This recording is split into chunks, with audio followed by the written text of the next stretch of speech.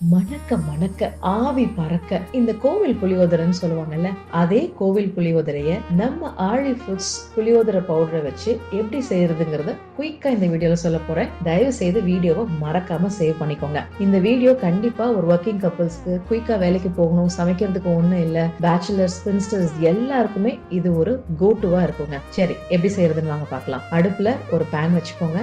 நல்ல மணக்க மணக்க செக்ல ஆட்டின நல்லெண்ணெய் ஊத்திக்கோங்க. தாளிப்புக்கு கடுகுழுந்த பருப்பு, கடலைப்பருப்பு, நிலக்கடலை, பட்டை வத்தல், கருவேப்பிலை எல்லாத்தையும் போட்டுட்டு கொஞ்சம் பொன்னிறமா வந்த உடனே ஸ்டவ்வை ஆஃப் பண்ணிடுங்க. அதுக்கப்புறம் தாராளமா 3 ஸ்பூன் அளவுக்கு இந்த புளியோதரை மசாலாவை எடுத்து அந்த எண்ணெயில நீங்க கிளறி அப்படியே சுட சுட சாதத்தை எடுத்து அந்த கிளறின புளியோதரை மசாலால அப்படியே போட்டு ஒரு கிண்டுனீங்கன்னா அட அட அட கோவிலுக்கெல்லாம் போவே தேவையில்ல. புளியோதரை வாங்குறதுக்கு எல்லாமே நம்ம வீட்டுல, அதுவும் ஆழி ஃபுட்ஸ் புளியோதரை மசாலால தாராளமா செஞ்சு சாப்பிடலாம். இந்த ப்ராடக்ட்டை நீங்க வாங்கணும்னு நினைச்சீங்கன்னா www.olidfoods.com போகலாம். இல்லைன்னா ஆர்டர் பண்ணுங்க 8870039935 உங்க வீட்டை தேடி நம்ம ப்ராடக்ட்ஸ் உங்க நலனுக்காக.